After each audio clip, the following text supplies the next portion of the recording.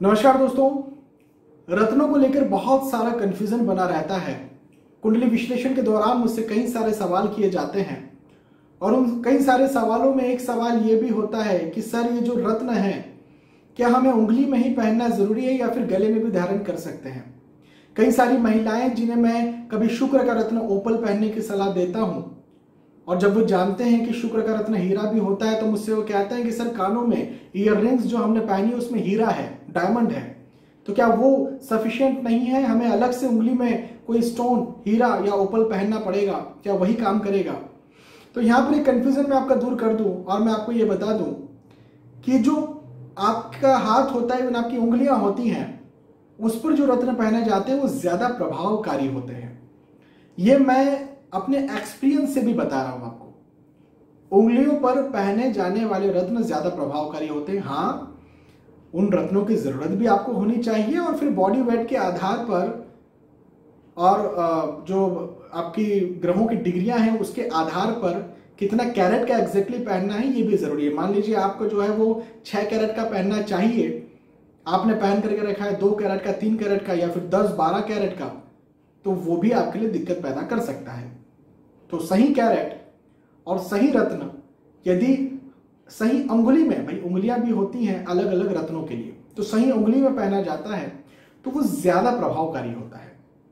Comparably आप कहीं और रत्न पहने, जैसे गले में भी रत्न पहन सकते हैं, भाई पेंडेंट बना करके, इवन नेकलेस बना करके पहना जा सकता है, बिल्कुल पहन सकते हैं, लेकिन उसका प्रभाव जो है वो अलग अलग व्यक्तियों के आधार पर लेकिन कम हो जाता है।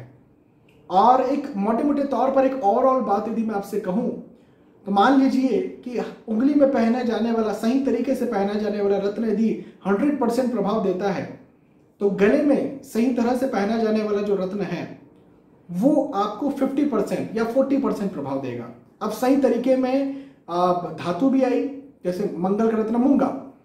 अब मूंगा जो है उसको चांदी में पहना नहीं जाएगा, उसको पहले तो तांबे में पहना जाएगा या फिर सोने में पहना जाएगा।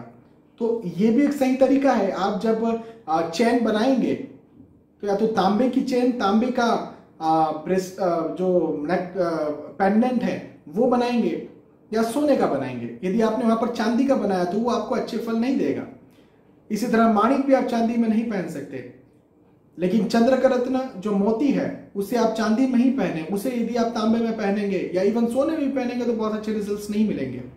तो सही तरीका ये भी है।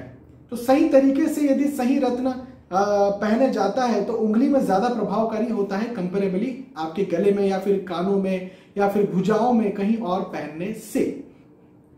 तो एक बात तो ये क्लियर हो गई। मैं और भी डीपली आपको एक रत्नों पर सीरीज बनाने की सोच रहा हूं और सारे अलग अलग रत्नों को कौन सी उंगली में पहनते हैं, कैसे पहनते हैं, क्या उसकी महत्ता होती है, ये सब मैं आपको बताऊंगा। अलग से एक सीरीज अब हम स्टार्ट करेंगे। लेकिन ये तो एक बात हो गई। अगली एक बात ये भी होती है कि जो रत्न होते हैं ये जब हम पहने तो ये अंगुली से टच करना चाहिए क्या रत्न को। मान लीजिए हमने अंगुली में पहना तो उस रत्न को हमारी उंगली से टच करना चाहिए क्या। तो देखिए, टच यदि ना भी करे, वैसे तो टच कर जाता है, यदि रात दिन आप पहन करके रखते हैं तो टच करते रहता है, लेकिन टच ना भी करे तो निचला हिस्सा जो होता है, जो अंगूठी होती है, ऊपर से तो रत्न हमें दिखता है जब हम अंगूठी को सीधे तौर पर जब देखते हैं, लेकिन जब हम अंगूठी को हम निकालते हैं और उसका उल्टा करके पिछला हिस्सा जो देखते हैं वो भी खुला होना चाहिए, हमेशा वो खुला होना चाहिए। तो टच करें या ना करें उसका कोई बहुत ज्यादा मैटर नहीं है, लेकिन खुला होना बहुत ज्यादा जरूरी है, जिसे ये माना जाता है कि सूर्य देवता का जो प्रकाश है, ये सामान्य जो प्रकाश है वो छन कर हमारी बॉडी में आता है, और वो जो प्रकाश हमारी बॉडी में आता है तो हमें उसका एग्जैक्ट बेनिफिट देखने को मिलता है। तो प्रकाश आने के लिए नीचे से खुला होगा तो भी चलेगा, एग्जैक्टली टच ना भी करेगा तो चलेगा, टच करेगा तो अच्छी बात है, कोई इश्यू नहीं है उसका भी। कई बार ये होता है कि कई लोग जो है वो हीरा पहने होते हैं, मैं उन्हें कहता हूं कि भाई आप ओपल पहन लीजिए या हीरा पहन लीजिए, तो कहते हैं सर ऑलरेडी पहना हुआ है। मैं कहता हूं कब पहना, वो कहते हैं जब एंगेजमेंट हुई थी तब पहना, जब शादी हुई थी तब पहना। फिर मैं उनसे पूछता हूं कि हीरा ठीक है आपने पहन करके रखा है, लेकिन वो कैसा है, नीचे से खुला है क्या।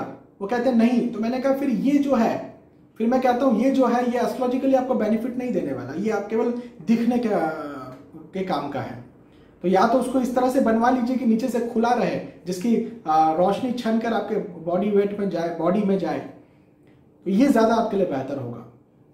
तो खुला होना जरूरी है, टच करता है अच्छी बात है, नहीं करता है तो भी कोई बड़ी खराब बात नहीं है।